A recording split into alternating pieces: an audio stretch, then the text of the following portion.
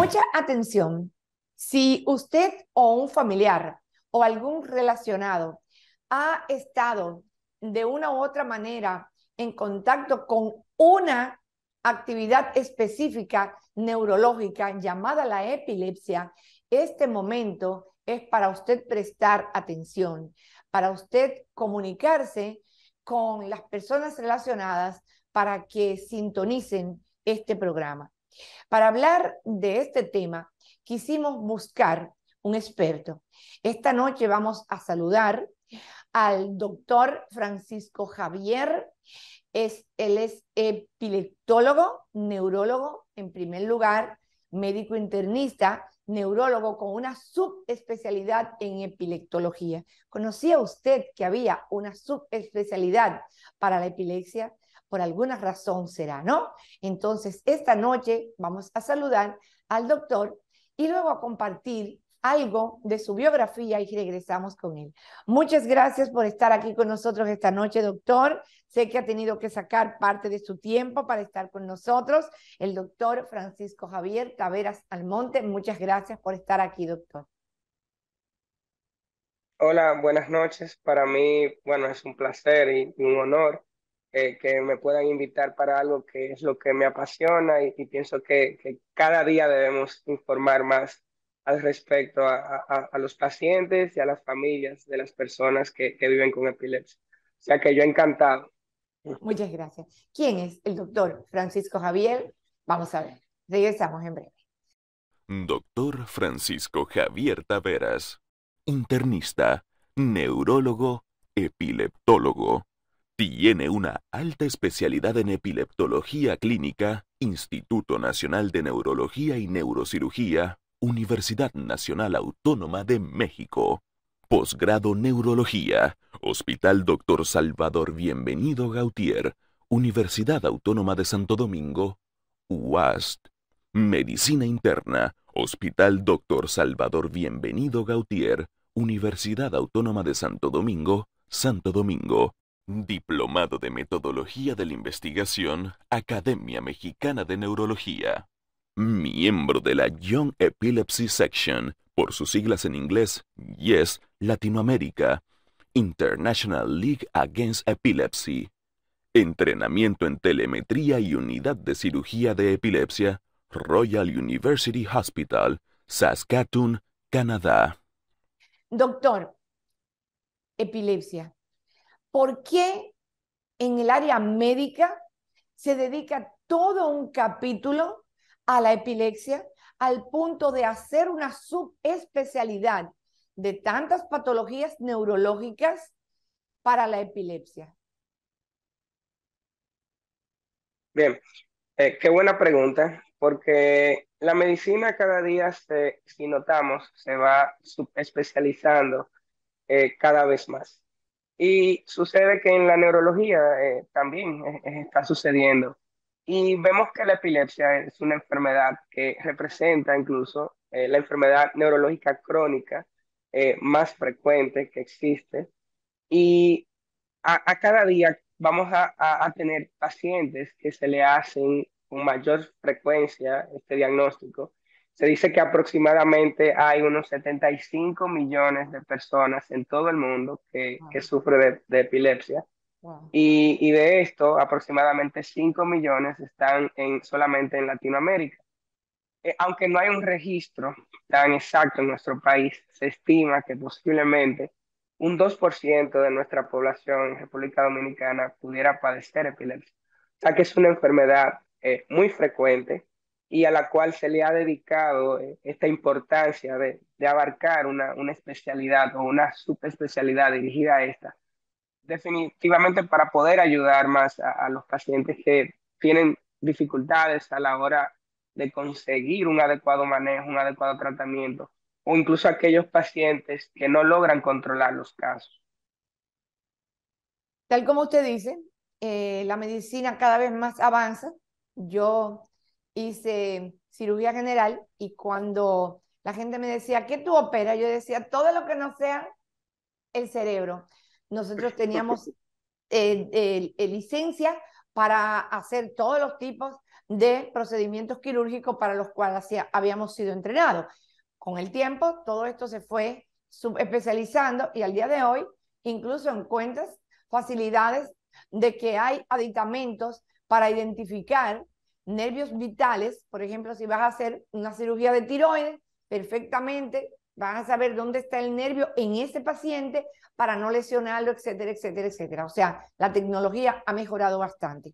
Sin embargo, Definitivamente. doctor, esos adelantos tecnológicos no siempre están al servicio de los menos pudientes. O sea, los que tienen menos a veces no se pueden aprovechar de esto. Estamos hablando de que usted dice que alrededor de 200.000 pacientes epilépticos tenemos en República Dominicana mal contados. Bueno, pero usted trabaja en 2 centros médicos grandes donde la población puede llegar.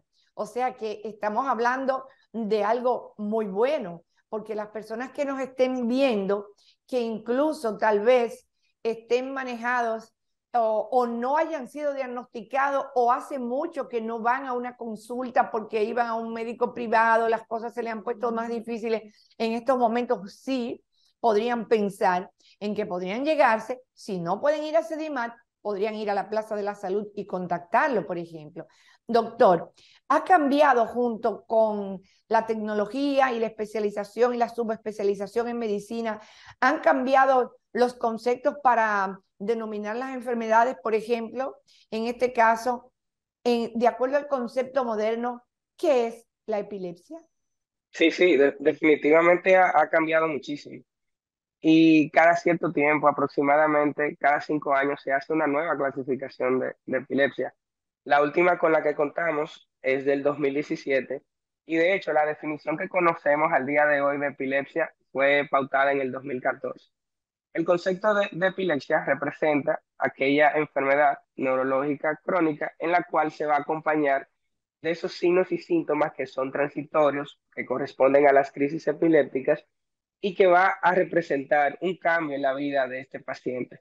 Cambio desde el punto de vista social, desde el punto de vista incluso económico, psiquiátrico o psicológico en su salud mental.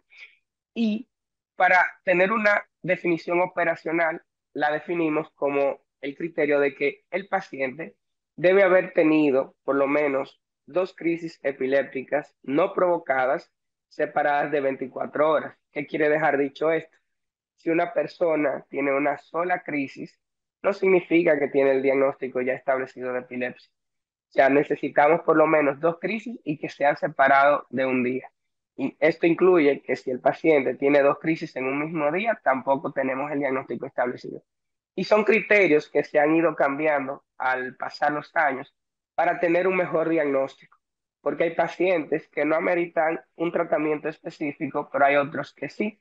Porque al nosotros tener esos criterios bien establecidos, podemos demostrar cuáles son los pacientes que se van a beneficiar del tratamiento. Es decir, si yo puedo demostrar que ese paciente tiene un porcentaje alto de una recurrencia de otra crisis en los próximos 5 años, es el paciente que va a ser sometido a medicación. Y ya para nosotros saber cuál es el medicamento ideal, el perfil del paciente o la semiología de cómo suceden las crisis, es decir, la forma va a ser muy esencial. Por eso es importante la clasificación, y actualmente se clasifica principalmente en crisis epilépticas de inicio focal, crisis epilépticas de inicio generalizado o incluso de inicio desconocido cuando no se puede evidenciar cómo sucedió. Y dependiendo de esto, vamos a sacar el tratamiento. O sea que definitivamente al pasar los años ha evolucionado, ha cambiado el tratamiento, de nuevos fármacos e incluso hay medidas alternativas que anteriormente no existían para el tratamiento. Doctor, doctor Taveras, ¿la epilepsia es congénita? ¿La epilepsia es hereditaria? Para que la gente nos entienda, ¿se nace con epilepsia? ¿Se hereda la epilepsia?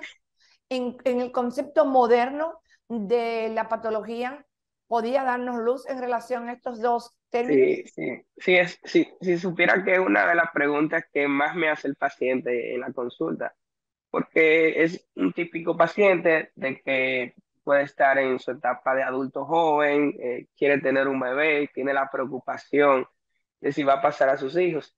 Y la respuesta es que va a depender, pero en la mayor cantidad de los casos, no. O sea, podemos tener un origen genético, pero no necesariamente heredado. De hecho, son muy pocos el porcentaje de estadísticas que demuestran que hay casos hereditarios, pero sí lo hay por enfermedades autosómicas dominantes que pueden producir mioclonías progresivas, que son un tipo de epilepsia de inicio generalizado. Pero el dato importante quizás en esto sería identificar lo siguiente. En un 60% no vamos a saber la causa de por qué está sucediendo la epilepsia en ese paciente. Es un porcentaje alto. Se sospecha que ese alto porcentaje está asociado a genética, pero no siempre heredad. Es decir, yo puedo desarrollar una mutación genética que aumente el riesgo de yo presentar crisis epiléptica. El otro porcentaje está en las causas que son adquiridas, como los eventos vasculares cerebrales, el famoso derrame cerebral, el conocido, los tumores cerebrales, infecciones del sistema nervioso, incluyendo en esta la neurocisticercosis, que es una de las causas adquiridas más frecuentes en Latinoamérica, incluyendo en nuestro país también, y traumas cranioencefálicos como lesiones o golpes en la cabeza que dejen secuelas o cicatrices en la corteza cerebral que pudieran generar esa secuela de la epilepsia. Pero sí, puede ser heredado, pero no es lo más frecuente. Todo va a depender del tipo. Es algo que se puede especificar a cada caso, decirle, bueno, el porcentaje de que una familia o tu hijo tenga epilepsia es cero o va a ser igual que la población general o va a ser tal porcentaje. O sea, es algo que cada paciente le puede preguntar a su neurólogo para que lo oriente en ese sentido. Doctor, harto conocido que la bioquímica interviene como factor importante en muchas patologías del corte neurológico. Definitivamente, ya lo sabemos, ya antes se creía que la depresión era algo con lo que tú podías manejar porque tú podías hacer el esfuerzo y esto, bueno, ya se sabe que no es así.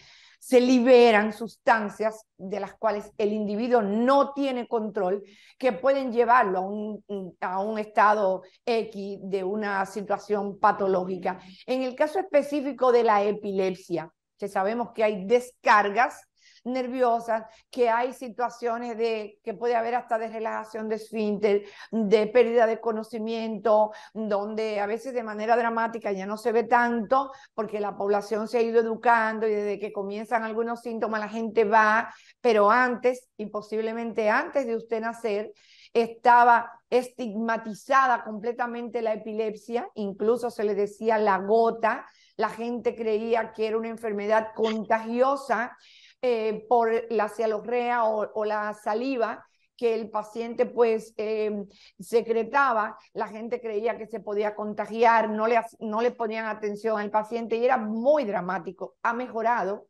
pero me imagino que todavía quedan cosas de este tipo. ¿Cómo se manejan los estigmas? Cosas que para usted forman parte de la historia de la medicina. Yo lo viví en mis primeros años de ejercicio y cuando salíamos a buscar la manera de ayudar al paciente para que no se hiciera daño, para que no se tragara la lengua, para que no se la hiriera, etcétera, la gente, cuidado que te vas, que sí o qué. Usted lo ha visto como parte de la historia de la medicina, espero yo, Claro, pero definitivamente. sucedía. ¿Cómo manejan ustedes los estigmas de esta enfermedad que puede tener síntomas dramáticos? Me imagino si no está controlada y si el paciente no está medicado, ¿verdad? Sí, definitivamente. Mire, en el año 1996, la OMS estableció una campaña que fue sacar la epilepsia de las sombras. Así es. Y fue algo en conjunto con la Liga Internacional contra la Epilepsia, que es como la organización que guía a los médicos, neurólogos y epileptólogos a nivel mundial. Y el propósito era hablar todo lo que se pueda en todas partes del mundo sobre la epilepsia. Porque la clave está en hacer conciencia, educar a la población en general sobre de qué se trata la enfermedad, sobre qué es la epilepsia, cuáles riesgos hay y establecer que definitivamente no se trata de una enfermedad que debemos estigmatizar. Ninguna enfermedad debe ser estigmatizada, pero esta enfermedad no es contagiosa, No es no es, existen mitos de que si se le pega, así como mencionó, que se le puede pegar. No, esto no pasa para nada. Y recientemente se han hecho estudios, bueno, se ha logrado un gran avance gracias a esta promoción que se hizo, pero se han hecho estudios que aún existe la estigmatización en pacientes con epilepsia. Ah, Muchos pacientes, muchas personas prefieren obviar ese diagnóstico a la hora de hacer solicitud de su trabajo, a la hora de entrar a la universidad, a la hora de establecer una actividad que quiera hacer y que pudiera representar un mayor tiempo de su vida funcional, en el cual yo siempre les recomiendo a los pacientes que deben informarlo, porque sus compañeros, aunque sea una persona controlada, deben saber cómo se debe ah, actuar ante una crisis epiléptica, qué ah. hacer y cuándo debe llamar a urgencias. Entonces, es un tema que hay que tratarlo. Definitivamente yo estoy de acuerdo que la educación y precisamente el Día Internacional contra la Epilepsia, ese es su propósito, de hacer concientización para evitar la estigmatización de los pacientes con epilepsia. Al día de hoy todavía existe el estigma de los pacientes con epilepsia, ellos se sienten estigmatizados y muchas veces es no solamente un estigma de temor a ver la crisis, de que suceda una crisis en público, sino el temor incluso a que no puedan obtener el trabajo, el empleo o realizar el estudio o la profesión que ellos desean. O sea que definitivamente es algo que se tiene que seguir hablando, se tiene que seguir informando al respecto y la epilepsia es una enfermedad que perfectamente puede ser controlada, es decir, que pueden llevar una vida normal.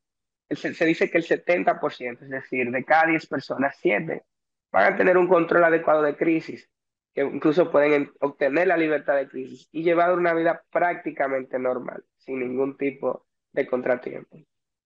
Vamos a una pequeña pausa cuando regresemos. Doctor Francisco Taveras, ¿se cura la epilepsia? Doctor Francisco Taveras, yo tenía una hermanita que convulsionaba y le dábamos medicamentos porque le diagnosticaron epiléptica. Y sin embargo, cuando la chica llegó a la pubertad, de repente dejó de tener síntomas y signos de epilepsia y dejó de tomar los medicamentos. Después de la pausa, el doctor Taveras nos responderá esta pregunta.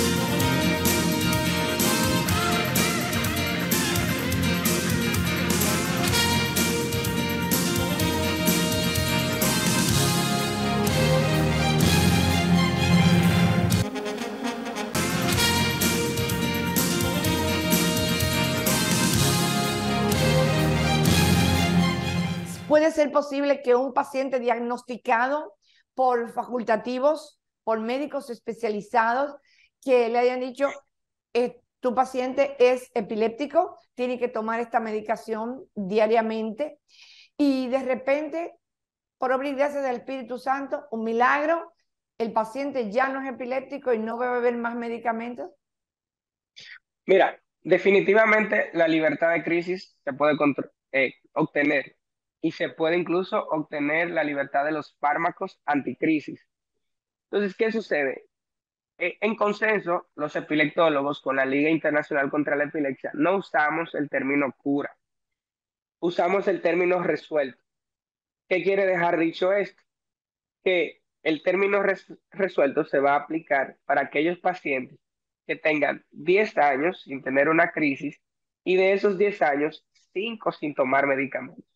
Entonces, definitivamente, sí tenemos pacientes que van a lograr un éxito de libertad de crisis y sin tomar medicamentos.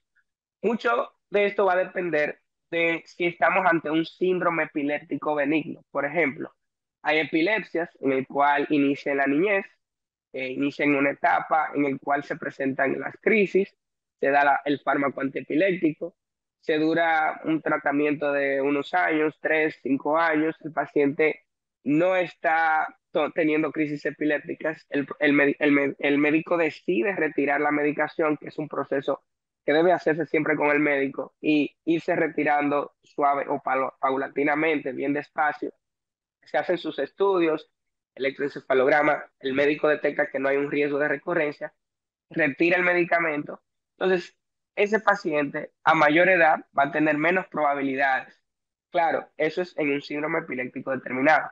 Hay otros tipos de epilepsia en el cual hay una primera crisis, que usualmente puede ser una crisis febril, la famosa convulsión por fiebre. Luego puede presentar una crisis fuera de fiebre, 7, 8 años. Se controla con medicamentos, dura 10 años sin tener crisis. Luego 18, 20 años vuelven con recurrencia de crisis. Eso es un tipo de epilepsia que es frecuente, por ejemplo, la epilepsia focal del lóbulo temporal, que puede pasar con ese historial clínico que puede ser muy variable. O sea que todo va a depender del perfil. Definitivamente hay pacientes que van a lograr la libertad de crisis, que podemos lograr retiro de medicación y que pudieran obtener lo que se llama una epilepsia resuelta. Oh. Doctor, ¿qué limitaciones? Usted decía que el paciente puede llevar su vida normal, pero algunos tipos de actividades de trabajo que usted recomendaría que es preferible que el paciente epiléptico, aún con su medicación, no deba desarrollar. Bueno, quizás la limitación completa no existe, pero sí en este punto hay que tomar en cuenta los factores detonantes, los factores desencadenantes, que son las recomendaciones que yo le doy a cada uno de mis pacientes. Por ejemplo, hay personas que aumentan el riesgo de crisis cuando duermen mal, es decir, es recomendable 7 a 8 horas de sueño todas las noches. La ingesta de bebidas alcohólicas y el uso de cigarrillos están directamente relacionadas con aumento de riesgo de crisis, aunque no sean actividades laborales, pero sí son actividades quizás sociales que pudieran representar un peligro y es algo que hay que tomar en observación. Hay personas que tienen síndromes epilépticos que son fotosensibles, que con luces estimulantes o luces parpadeantes pudieran aumentar el riesgo de crisis y deberían evitar. Quizás de las actividades del día a día no hay limitación como tal, pero en pacientes que no están en un buen control, no se les recomienda nadar en mar abierto y que esté solo por el riesgo de tener una crisis. Y también el hecho de una pregunta que se me hace muy frecuente es el de conducir. En nuestro país no hay una ley que prohíba o no conducir a una persona que tenga epilepsia o crisis epiléptica. En los países desarrollados, cuando un paciente tiene una crisis epiléptica, se da un proceso que en algunos países puede ser de 3 a 6 meses de suspensión de la licencia hasta que el paciente esté controlado. Cuando ya tiene una libertad de crisis de 3 a 6 meses, se devuelve la licencia. O sea que yo, a manera de recomendación, si el paciente ha tenido crisis en los siguientes o 3 meses anteriores, yo le indico que lo ideal sería de manera preventiva no conducir por el riesgo para él y también para los demás. Pero después, si se tiene un adecuado, pudiéramos decir, cuidado de esos factores detonantes, de esos factores de riesgo, el paciente puede llevar una vida totalmente normal.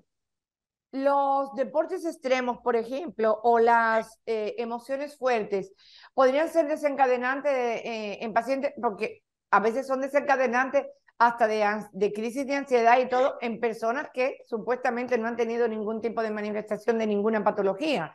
Entonces me imagino que tal vez la liberación de sustancias que podrían de una u otra manera producen a veces aumento hasta de la frecuencia cardíaca, me imagino que también podría hacer algo, pero le pregunto al especialista. Sí, definitivamente.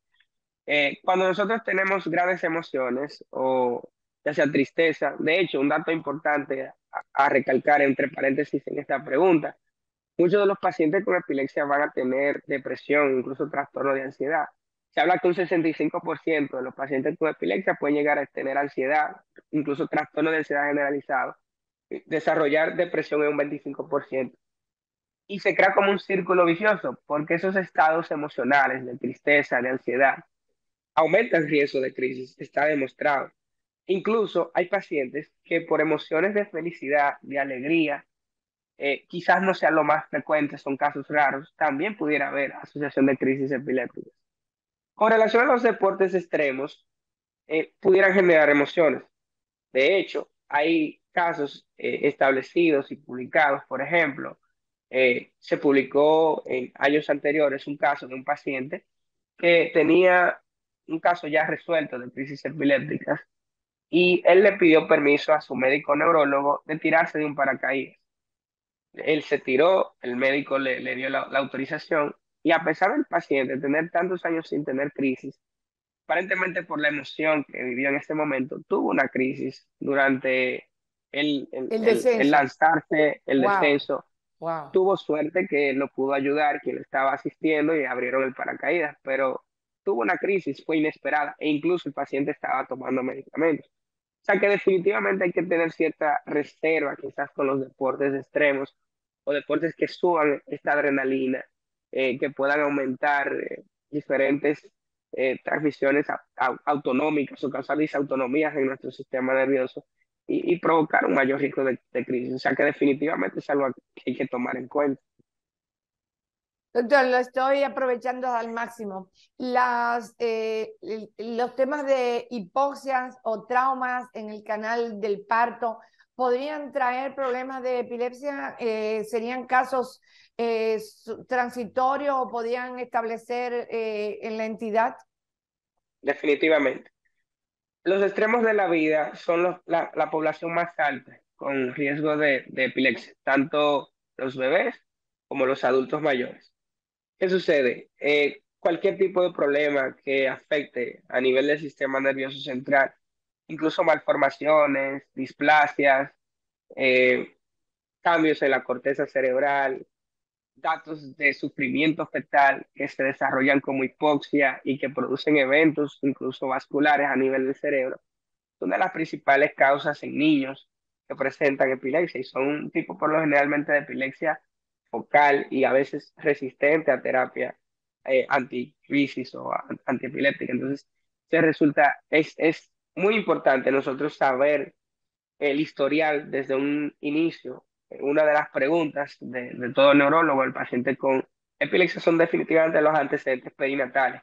El paciente tenga información de cómo fue el trabajo de parto de su madre, si fue cesárea, por qué le hicieron la cesárea, si tuvo infecciones del sistema nervioso como meningitis, encefalitis. Esas son enfermedades que como secuela pueden dejar también epilepsia. Por último, doctor, ¿qué relación hay entre la epilepsia y la enfermedad? O sea, un paciente, como decimos comúnmente, loco, un enfermo mental. ¿Tiene la epilepsia alguna relación directa con las enfermedades mentales de este tipo? Sí, definitivamente. Las enfermedades o comorbilidades psiquiátricas están muy asociadas con la epilepsia. La ansiedad y depresión que afectan, son comorbilidades psiquiátricas, como mencioné, tienen un porcentaje bien alto, pero me gustaría mencionar en particular acá algo que nosotros llamamos psicosis postictal. En los pacientes, principalmente pacientes que tienen epilepsia de inicio focal, que afecta el lóbulo temporal, eh, por lo general, luego de que, no por lo general, pero hay un número de casos que puede ser frecuente, luego de que un paciente tiene una crisis epiléptica, pudiera tener un comportamiento psicótico, lo que nosotros llamamos estado posictal, es decir, cuando pasa ya la semiología, los síntomas, los signos que vemos, ya sea si el paciente tiene sacudidas, postura tónica, automatismo, que se chupa los labios, que se toca las manos, que parpadea, o que simplemente se queda desconectado al resto del comportamiento. Luego de ese evento, que es la crisis epiléptica, puede suceder una alteración de la conducta, en la cual el paciente puede tener movimientos hipercinéticos, salir corriendo sin sentido, hablar incoherencias, decir sonidos incomprensibles, y que Gritar. el paciente, exacto, gritar. Y muchas veces es el paciente que llevan a emergencia, que está en un estado alterado de la conducta, que no está dentro de sus cabales, como diría el familiar, y toman muchas veces desapercibido que el paciente tuvo un episodio antes de una desconexión, una ausencia, Exacto. y el paciente tuvo una convulsión y está en un estado de psicosis posictal. Y definitivamente es un dato que tenemos de tomar en cuenta cuando llevamos el paciente a emergencia. Siempre debemos de indagar el médico qué pasó antes de él estar en ese estado, porque hay diferentes diagnósticos diferenciales y la epilepsia debe ser uno de ellos. No quiero abusar de su tiempo, doctor, pero se puede prevenir en los pacientes adultos mayores, ahora que se vive más, que todo el mundo quiere tener una buena calidad de vida, que se le habla, que mantenga lo preventivo para su corazón, para su próstata, para sus mamas, para una buena salud mental, etcétera? Sin embargo, ahora que hemos estado hablando con un epileptólogo precisamente, muchas personas tal vez que puedan decir, no, perfecto, ¿y yo qué puedo hacer? El doctor podría ayudarme. Si voy a su consulta para que me haga un examen general, yo podría tener la tranquilidad de que todo está bien o de que no hay tantas posibilidades de desarrollar, por ejemplo, una epilepsia. ¿Se puede esto, Sí, doctor? sí, mira, definitivamente quizás la gran cantidad de casos que son idiopáticos, esos no lo vamos a prevenir porque son, por lo general, con un inicio en la niñez, adolescencia, jóvenes o adolescentes. Pero aquellas causas que son adquiridas, sí pueden ser prevenidas definitivamente. ¿Como cuáles? Bueno, la enfermedad vascular cerebral. Si tenemos un adecuado chequeo cardiovascular y cerebrovascular, que sabemos que nuestra presión está controlada, que nuestro azúcar está controlada, que si sentimos palpitaciones y hacemos una adecuada evaluación y encontramos que hay una arritmia cardíaca, llevar el tratamiento específico de esa arritmia. Porque si desarrollamos un evento vascular cerebral, como popularmente se conoce, o derrame cerebral, es a pesar de poder quedar con un déficit motor o una incapacidad funcional, podemos quedar con convulsiones. Igual pasa con los traumas craneoencefálicos. Por ejemplo, aquellas personas que andan en motos, usar su casco protector, que definitivamente un accidente de tránsito puede producir un trauma, una lesión, una contusión, una hemorragia, que más adelante pudiera desarrollar epilepsia. También en el caso de la neurocisticercosis, cocinar adecuadamente las carnes, principalmente cerdo y carne de vaca, porque los quistes de los parásitos se pueden alojar en esas carnes, desarrollar la parasitosis y esta pasar al sistema nervioso, pasar al cerebro y causar una neurocisticercosis. O sea que definitivamente sí hay asesoría para cada paciente de cómo poder prevenir esas causas adquiridas de epilepsia y que debemos tomar en cuenta al día a día. Muchísimas gracias, señores. Ha sido un banquete, definitivamente ha sido un banquete. El doctor Francisco Javier Taveras con nosotros esta noche, epileptólogo, especialista en epilepsia. Dese la oportunidad para que luego no tenga que lamentarlo. Muchísimas gracias, doctor. Muchísimas gracias. Ha sido una cátedra magistral esta entrevista. Gracias. No, gracias a ustedes por la invitación y estamos a la orden.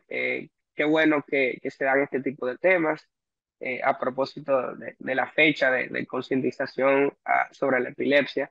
Y qué bueno que se da y para mí es un placer, mucho gusto. Igualmente, doctor Francisco Javier Taveras Almonte, epileptólogo dominicano, labora en 2 centros médicos dominicanos que hemos estado compartiendo con ustedes. Muchas gracias de nuevo, doctor. Buenas noches. Gracias.